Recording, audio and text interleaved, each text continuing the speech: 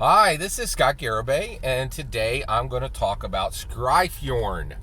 All right. Now, if you don't know what that word means, you cannot watch this video. Apologies, right? You have to watch my first video on Scryfjorn first. So in the link below, you'll see this is part of a playlist, and just watch the first video in the playlist, and then you'll understand this video on Scryfjorn. So you have to understand what the word Scryfjorn means before we go forward, because I'm not going to repeat myself. And not because I'm not patient, just to be, so that my content is concise. Thank you. All right, let's go forward. All right, Scryfjorn. So I think a lot of people are dismissive of the idea that Dungeons and Dragons has discovered a new human language named Scryfjorn. But I want to kind of define this, because I truly believe I'm the first speaker of Scryfjorn in humanity. And I want to talk to other people who are about to begin speaking Scryfjorn to themselves as well, right? And I kind of want to give you a context of the road that took me to Scryfjorn, to being the first human speaker of Scryfjorn.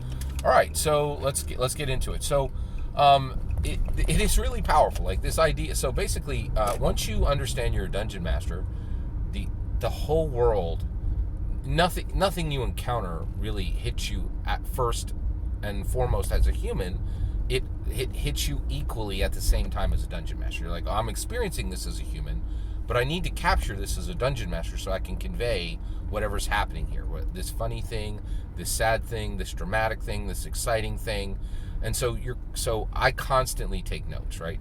And it's gotten to the point where I physically feel uncomfortable when I don't have a piece of paper and a pen to take notes. And the reason why is I'm losing this moment, right? And I'm never going to be able to convey it in my Dungeons and Dragons worlds, and it's unthinkable to me, right? Oh, I just saw a Fox Body Mustang. Those are very cool. All right, so basically, you have this. So I want to talk about two huge points in my Scryfjorn journey, right?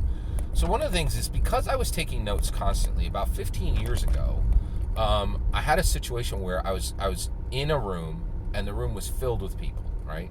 And we were all sitting at a table, and I'm taking notes, and I write down on my notes something that someone in the room, and then someone looked at my notes, read my notes, and raised their eyebrows and was very shocked that I would write this down, right? And I think they were offended by what I wrote, because what I really wrote was BS. I was like, the thing that they just said is not true. I just heard a lie. Right, and so I just wrote BS, just the letters BS down on my notepad, and the person raised their eyebrows, oh no, and I was like, oh man, right, and this was a problem because I am constantly taking notes, right, and so I realized I needed the ability to take notes that I understood that others didn't, and so I built the J. Scott Garibay cipher. So I have my own cipher, right, and I have the ability to write in front of other people, and they have no idea what it is, right?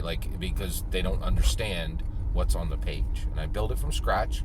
No one else in the world has a cipher. It's my cipher, right? And I use it, right? And 9 chances out of 10, what's going to happen is when I die, right? And my kids go through all my stuff, they're going to find, 100. They're going to find notebooks filled with this cipher, and a piece of paper, with this cipher on it, and probably one of them will figure it out, or maybe we'll see.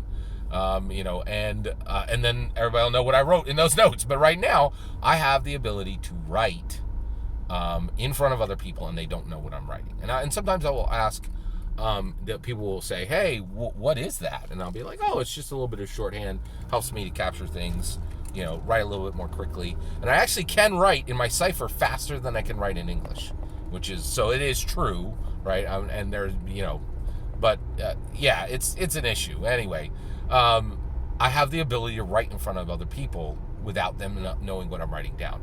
And that was needed, right? And that was one of the things that brought me to Scryfjorn, was it sent me in directions that normal people just don't go. And it came from this need to be a powerful, effective, engaged dungeon master, right? The second one is I am a huge movie buff, right? And I'm incredibly blessed to have essentially a movie guide, right? For everybody else in the world, Grace Randolph is a movie critic. For me, she's a movie guide, and I use her reviews to determine what I'm going to go to. but not in the way you would think. I often go to the movies she says are bad and don't go to the movies she says are good. We have very different tastes, right?